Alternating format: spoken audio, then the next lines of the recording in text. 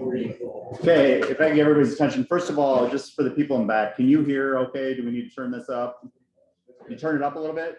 Perfect. Okay. Okay, just want to make sure if at any point you guys can't hear, just let us know, please.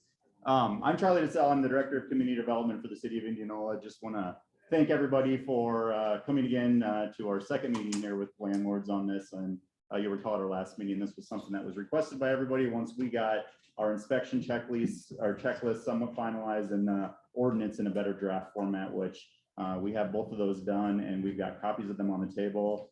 Just want to make sure, does everybody have a copy or does anybody need any copies? Perfect. So we'll go ahead and get started then.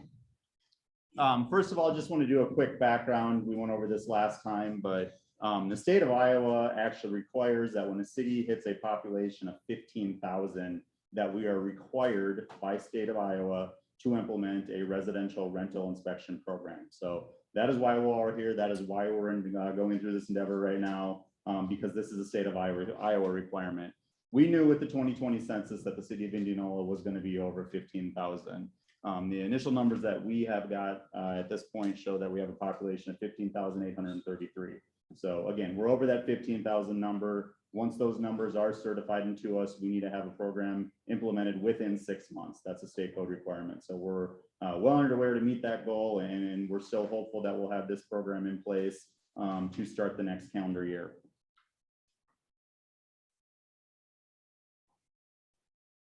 You can take this one. Okay, so I'm going to hand it off to Emily then, and then we're going to kind of do some more interactive stuff here, and then at the end we'll take questions from everybody regarding everything we have here. So appreciate it.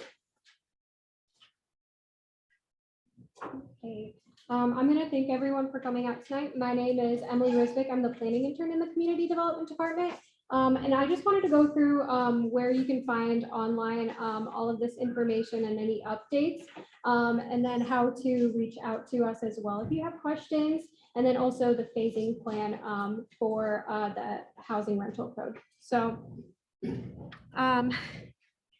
first, you can find all of the information for the rental housing code, all the updates, any community meetings on the community development page within the Indianola website. And at the moment, if you wanted to find a copy of a digital ordinance or the checklist, all you'd have to do is go to the top left corner that says proposed rental housing code. And that's where you can find that information. And then all of these meetings have been recorded, just like this one right here. So if you ever needed to look back and find something that we said, or just go back over some information, you can find that on our YouTube page. There's actually a playlist that just goes through all of the rental housing code meetings. So I'm just going to briefly talk about the phasing plan. So when this housing code, I guess, rolls out, we're expecting January 1st, but maybe later than that. We are planning to divide the city into 3 different sections. And so what that would look like is we'd have Ward 1, Ward 3, and then Ward 2 and 4 would go at the same time. And then each of them would have like 8 months, and that's how we would kind of divide it into 3. Ward 2 and 4 are just being combined because there's the same amount of rentals as there is in the individuals like Ward 1 and Ward 3. So certificates won't be required during the period, but you will have to register for one and then schedule an inspection. And then we would, of course, do complaint-based inspections as well during that period. Really quick, I want to clarify really quick on the wards, because I don't know if everybody's familiar exactly what ward you're in or what ward your rental units are in. But wards are typically kind of divided the city into 4. It's the voting wards that you're in and your council district representation. So kind of hard to see exactly where these lines are right here. If we need any more information on that, we can pass it along. The other thing I wanted to add, I know some landlords have rental properties spread out throughout the city. What we've decided to do with those is that if you have a rental, if you have, let's say, let's say you have a rental property in Ward 1 and Ward 3. If Ward 1 comes up first, you could do both of your rental units when your first one came up. So you don't have to do them at individual times. You can do them all at the same time. We want to make sure that you're aware that we're going to allow everybody to do that. I'm also just gonna briefly reintroduce the rental inspection program. We talked about it last time, but just to go over it again. So first you would schedule an inspection with the city. And then after providing notice to your tenant 24 hours in advance, we would go in and conduct that rental inspection. And then if there are no issues present, then we would issue that rental inspection certificate.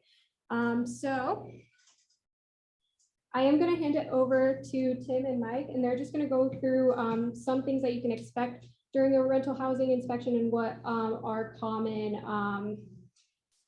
I guess, code violations that are common in these inspections. So.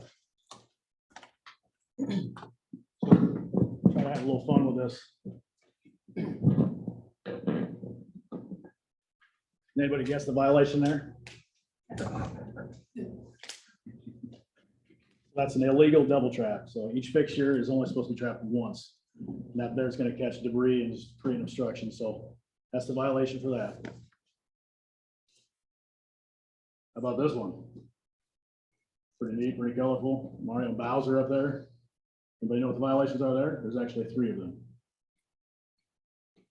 So the first one is going to be the santee on its face there. So any T in the drainage system has to be in a vertical position. And the horizontal position, it has to enter through a 45-degree Y. The other violation would be the atmospheric auto vent, so which is a mechanical fitting and technically an opening below the flood level rim of the fixture served, which is going to be 42 inches typically. So that's basically the countertop. The other one is the direct connection of the dishwasher. It's supposed to enter through an air gap or garbage disposal connection.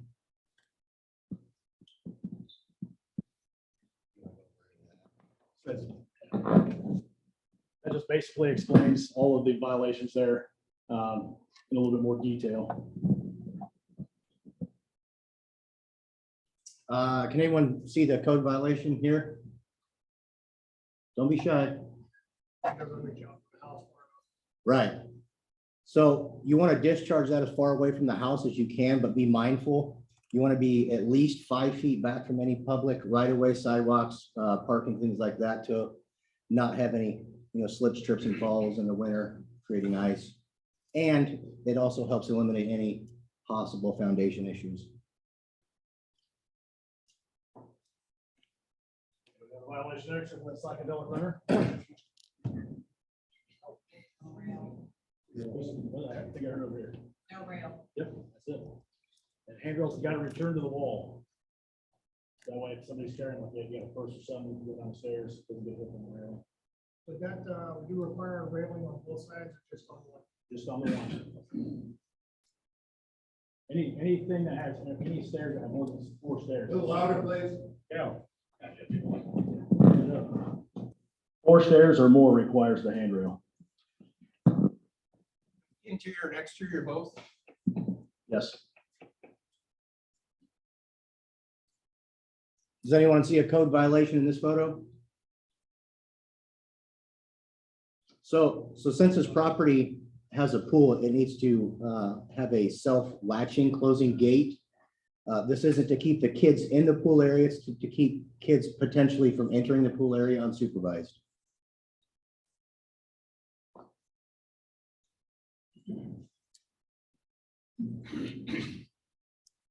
What about this one?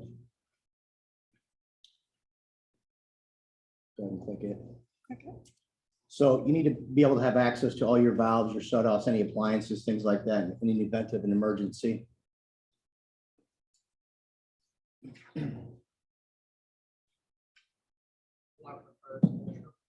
Yeah.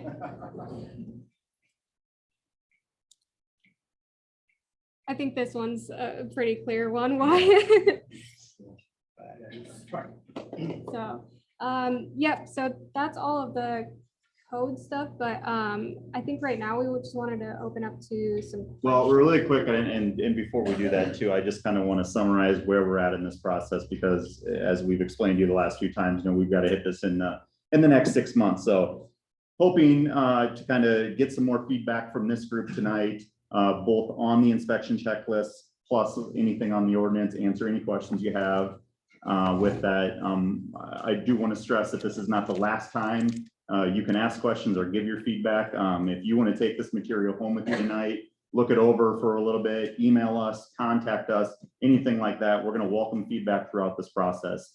And when I say that, we do plan on having a few more meetings on this. It's not going to be a setup like this. We are going to take this first to our Board of Adjustment for their review, because our Board of Adjustment is going to be involved in appeals and whatnot through this process. They are listed in the ordinance a few times as our appeal board. So we're going to take it to them for their feedback. That is a public meeting. Anybody's welcome to attend that. That is next Wednesday, and I believe the date, and I'm thinking in my head, what is that, October 6th? Yeah, October 6th, Wednesday, October 6th.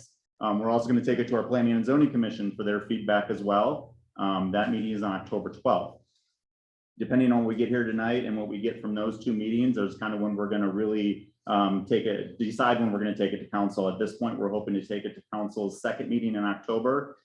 Because it is an ordinance, council has to actually have 3 separate meetings on this. So the first one would be that second meeting in October, which I believe is October 18th, maybe. I'm sorry, I shed the dates here. It's the second or third Monday in October. And then they will also review it on the first Monday in November and the second Monday or third Monday in November, excuse me. And we can get those dates out to everybody as well. So our anticipation is that this ordinance would be fully adopted sometime thereafter. We'll most likely have an effective date of the first of the year, so January 1st of 2022. In the background right now, we are still working through an online system to where people are going to be able to just, from the comfort of your own home, get on a computer, register your rental property, schedule your inspections, pay any fees. You're not going to necessarily have to come into our office to do that. You're more than welcome to come into our office and do that if you prefer, but again, the option is you're going to be able to do it from your house. So working through that right now too, and that's really going to kind of depend on when we go live with this, but every indication we've been given so far is that we should expect a January 1, 2022 start date. So with that, I think we kind of want to be a little bit more interactive with everybody here, get your feedback, answer questions that you have, and just make sure we're not leaving anything open or anything that you guys have. So yeah, Russ, go ahead. Have you settled on a fee schedule yet? Not 100% yet. I think last time, were you here last time when we talked about that? Yeah, we're thinking about, I think it was about $100 for the first unit, and then I think $20 or $30 for thereafter. The problem with that though is if I have a son that has one rental house, that certificate costs him $100. If somebody has 200 rentals, that certificate costs them about $22, $23. Yep. It's a regressive tax. Yeah, well, and so the thought on us doing that though is really what we are doing is we're trying to recoup our fees into that. So when we do the second and third units, we're more looking at those multifamily units that have multiple units within them, because when we're doing an inspection on those, for example, we're not going to be moving around town doing all of these inspections. So, it is one thing I think we could look at to where maybe it's for the actual unit itself, not for the number of units the landlord owns. So yeah, we still got to get that really narrowed down. We don't have that yet, but that's something we're going to have before the first of the year. Mason, go ahead. Thank you. And I apologize if this has come up before, but is the building security on the entry doors, is that state code, or is this coming out of your department where it says that you're going to have to change your locks every change of tenancy? Yep. So no, that's, and I'm supposed to be repeating the questions here because we're doing this online. So the question is, there's a portion that we put into this code about building security, which requires the landlord to change the locks between each tenancy. No, that does not come out of state code. That is something we were proposing. Reason behind that was we've talked to some other jurisdictions. It seems to be something that a lot of people do, but just providing that security for future tenants. So no, there isn't a situation where tenants have keys to another person's apartment or anything like that. So yeah, and Emily, go ahead. I just also want to add to that, if you have multiple units too, what you can do is rotate that lock. So if you have, I understand that, but it's gonna cost me probably, I don't know, a couple $100 a pop every time I do this. And I've been in this, my family's been in this since the 50s. I cannot think of one time when we've ever had a problem on prior tenants coming into a apartment where they vacated, even the ones that have been terminated out of spite. I've had some bad ones. I'm sure other people have here too, but I guess I submit that as an objection, that it's unnecessary. And maybe your police officers say that it happens, but I have not experienced it. I don't know if anybody else has problems with this either, but I will say my maintenance people are gonna charge me through the nose for changing the locks. Yeah, no, and that's a fair point. We'll mark that down. And so everybody's aware here too, when we take these kind of through these approval processes, we'll make sure that all these objections that anybody has anything on here are made public to council, commissions, boards, and all of that stuff to get their feedback as well. That back row there. So you got your units, the duplex, that one unit or that? The duplexes together would be 2 units. Unit? Yep. Okay, other question is, so I have an address and I have a hat, so you say, letters, how do you do that? So the question is, you know, some of these units that we have, and we're aware of this too, it's, you know, 104 and 104.5, for example. So on the 4-inch lettering, how would we enforce that? I'll let you guys take that, because that's. I mean, Use the still has to microphone. be that. It'll still have to comply with the 4-inch, just because what it's for is for the fire department, police department to be able to see it from the street. I'm the other thing was like, my front door with access to those units. 204, but then, so you come in from the front and back, you get that 204 and 204 and half on the front.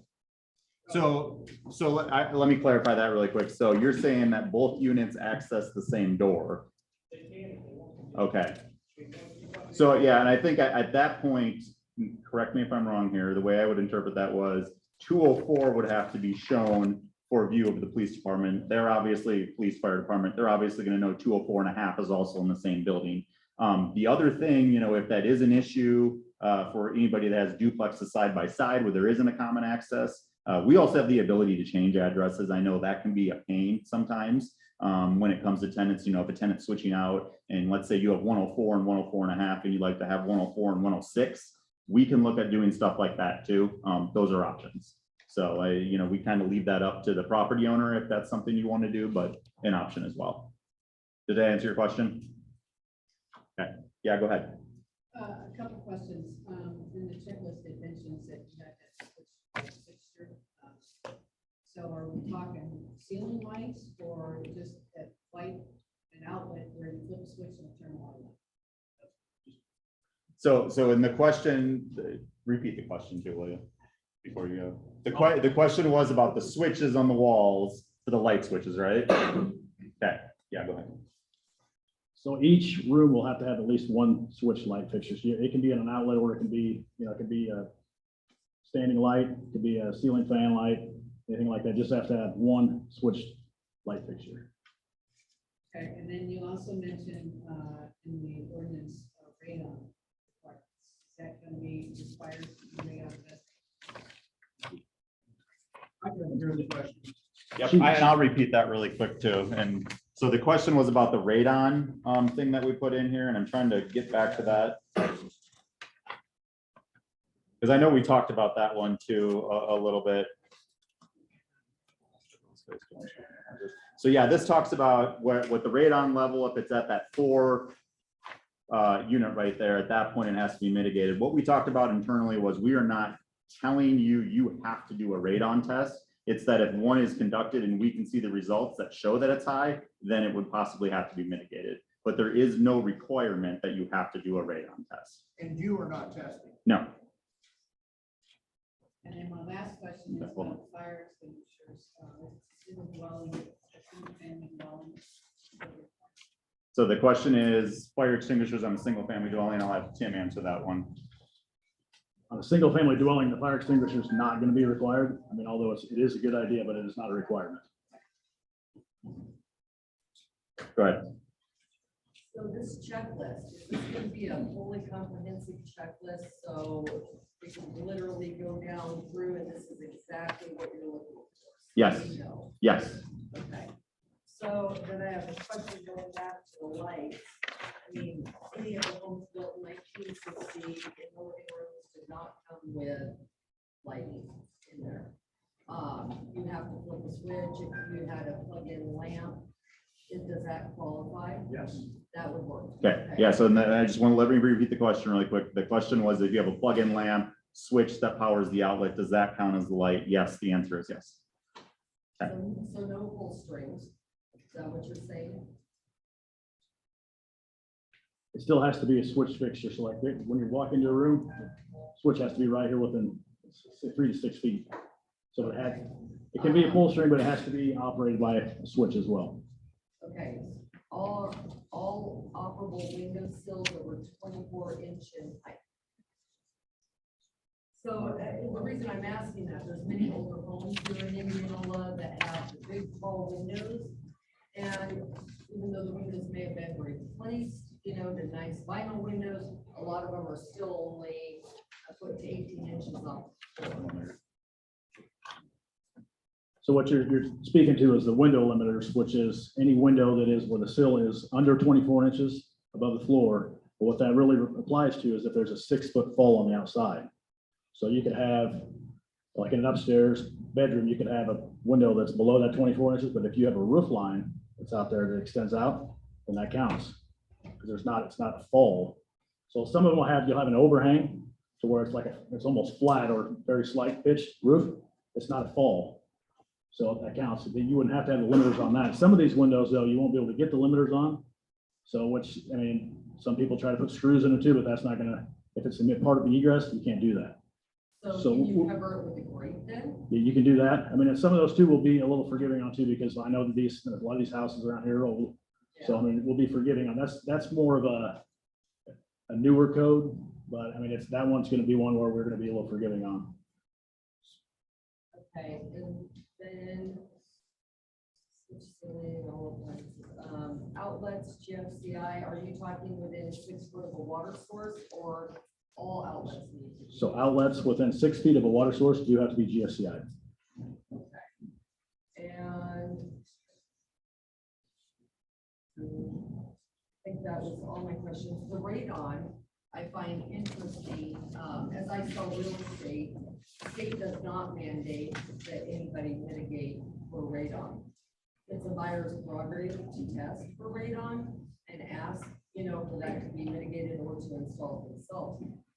So I just find that interesting. And I definitely agree with you on that. And the state does not, they don't have an adopted code for radon yet. So, and it's more of a new construction thing. And I mean, people usually just put in the passive system, but it's not necessarily a requirement or a state code for that matter. Yeah. And we'll, again, the radon thing, I think we've had a few people, so we'll take note on that one too and make sure that we get that pointed out. Go ahead, Mason. Thanks, Russ. Again, this is my first meeting, so I haven't read through this, but so does this envision, let's say you've got a property that may be very difficult to get a certain portion into compliance. Is the Board of Adjustment involved at all in this, or is this a standalone? So, I mean, I can see places, or I know of places where they've worked with the city in the past, they've worked with the building department, done ingress, egress through windows or whatever to get a certain size, but they're doing it without that second door. Mhm. I don't know. Yeah, so. I don't know if that even fits into your code. Yep, so the city of Indianola is unique in the sense that our Board of Adjustment also serves as our Building Board of Appeals. That was set up before I got here. Something I think in the long run, we'd like to maybe separate those out. We have a need for volunteers in this community for boards and commissions. That's a plug if anybody wants to apply, but right now we're gonna hold with that. So What we have done with this code is essentially set up an appeal board, a board that can be appealed to and have variances for any of the requirements in here. We've given that power to the Board of Adjustment to act as that board, similar to that they do in the Building Board of Appeals. So yes, there will be a process that is set up that if, for example, we deny a certificate or we revoke a certificate, you have the ability then to appeal our staff's decision to do that to the Board of Adjustment. Same thing, there's a variance section in there as well, that if there is a requirement you cannot meet for whatever reason, you can then go to that Board of Adjustment and ask for a variance. Good. One suggestion Sorry. on the checklist, you meant you have a spot here for downspouts and the drain and gutters. I think it should be clarified maybe a little bit more that the downspout discharge should be away from the foundation. It doesn't mention it in the checklist. Maybe adding that would help clarify. Okay. And the comment was just to clarify downspouts and what we mean by that in the inspection checklist, and we'll definitely do that. So go ahead. Well, I was just gonna say, I have a tenant that is living in an older house. She had to have a place to live, so I let her live in the house, but not alive. So what about these people that, she's not gonna be able to, we can't do this stuff, all these repairs without, getting our money back from them. So. Yeah, and I want to make sure that everybody is well aware. So the question was, we've got people in this community who are living in units at times where, they can't afford much more than where they're at. And we're well aware of that. And I think we have some safeguards built in the ordinance, but please note, we have all talked about this. We've met on this multiple times internally to kind of go through this. We are not going to be, this enforcement mechanism comes in and just tries to shut everything down, especially on the onset of this program. On the onset of this program, this is new for us. This is new for all of you. I think we're initially going to be pretty forgiving on some of this stuff to an extent. I mean, obviously, if it's an extreme safety issue, if you're talking, okay, well, we can't do some of these repairs, but you have an outlet that's wired wrong that could cause a fire, for example, we're going to be a little bit more strict on that. But some of the other stuff, yeah, we can work with you kind of, maybe phase some of that stuff in on the inspection checklist, but we do know that we have to be forgiving on some of the minor things. But again, the bigger life safety things, and that's really what we're trying to touch on some of this stuff, is very important, and we need to make sure that that is taken care of. So will they, after the inspection, will they have a carbon copy of the checklist or the?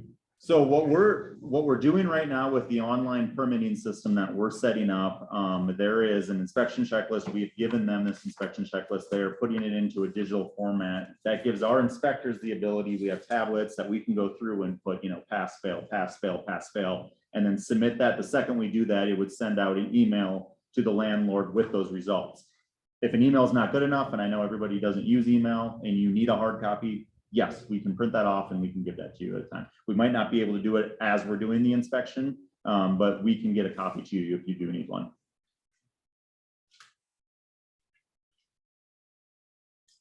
Go ahead. It talks here about anti-stall valves. Are those recommended or those required or? So he's speaking to scald guards on shower valves. So that's scald guard is basically, it mainly pertains to multifamily other than single family, just because they got a bunch of kids, whatnot, and we don't want anybody getting burnt, and especially with the elderly as well. So that's another thing why we put that in there. So, but this checklist here is one that I created for new construction, and we've made some changes to implement the rental side of things. So, this is based off of a new construction checklist. That's why we're having part of this meeting here to get some input on what we should and shouldn't have in order to include or maybe change. I didn't understand. So is it a requirement to have anti-stall valves? In multifamily, it would be yes. Not in single family? Yes.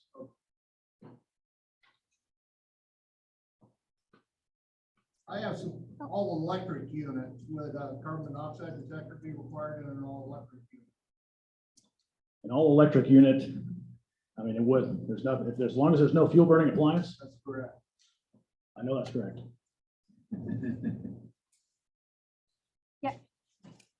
How long does this certificate last? So we're doing 2 years is what we'll do. So it'll be good for 2 years, and then you'll have to essentially in the program we're setting up, you'll get a reminder email. I think we have it set up 60 days in advance of the expiration that your rental certificate's going to expire. Let's start this process again, and then we'll go through all of that. So that's why the phasing plan that Emily went over here earlier, that's why we're trying to do that phasing plan, because if we're going to do this every 2 years, we don't want to get 2,000 rental units in the first month and then not have anything to do for the next 23 months and then hit it again hard. So we're trying to just kind of spread it out as much as we can so we continuously have something. So how long do you get to do repairs? Do we clarify?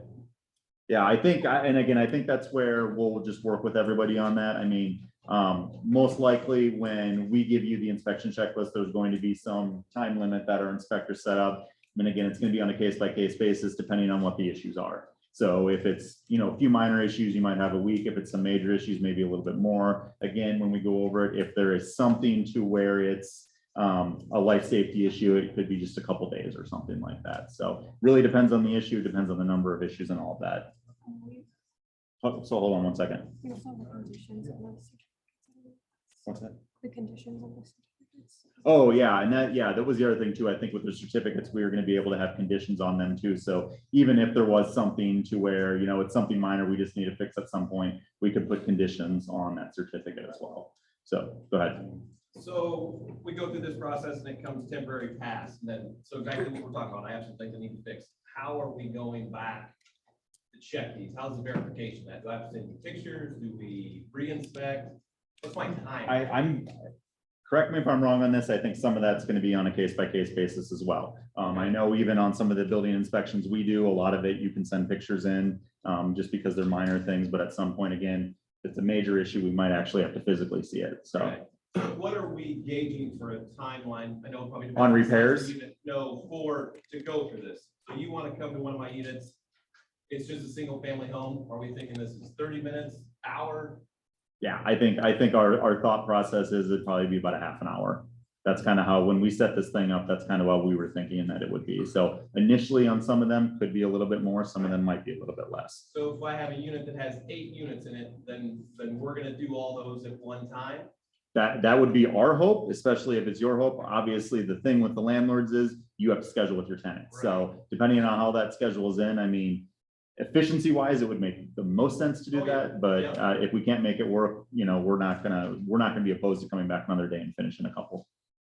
And so then that's where we're working through this fee deal with. If you have 40 units, it's $100. And then every unit after that, that's where our scales, that's what we're talking about now. That's what we're thinking. And again, that's one thing we haven't really nailed down yet on that price, but that's kind of what we were thinking initially.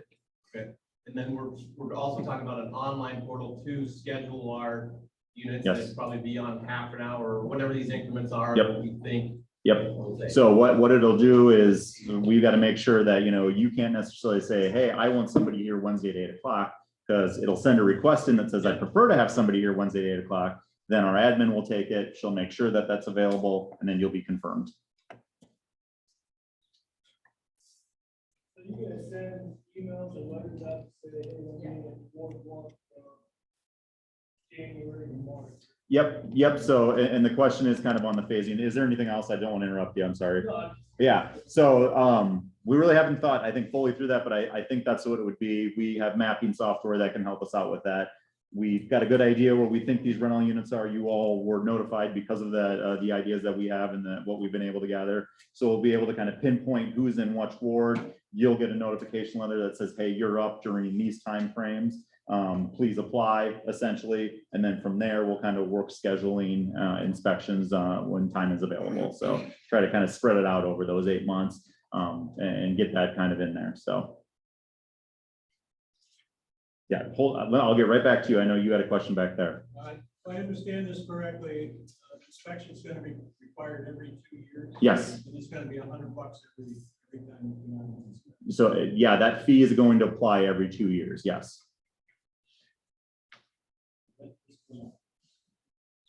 Good. I'm concerned over the lighting issue. A couple of houses that I have are quite old. Mhm. Yeah. It's not just the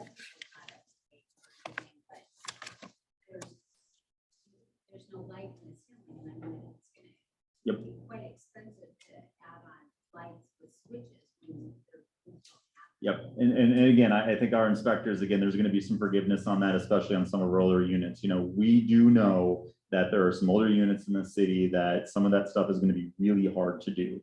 So if that is the case, again, I think we'll look at it on a case-by-case basis. If there, we feel is a safe alternative to having that light switch there, whatever that may be, we could look at accepting that.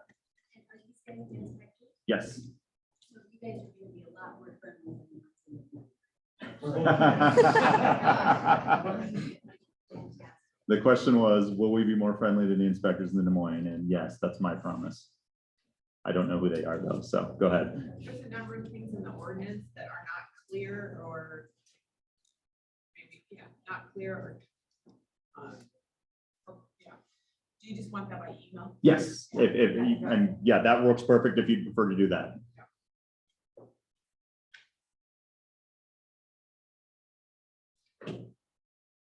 Move to adjourn.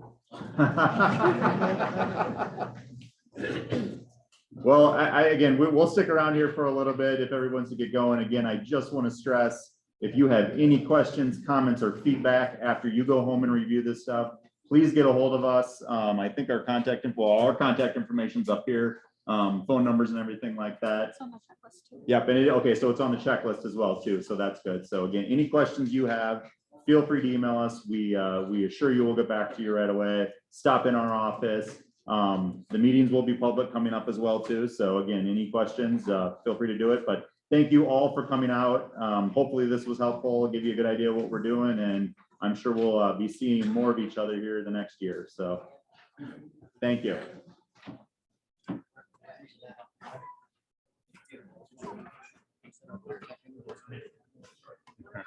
That just doesn't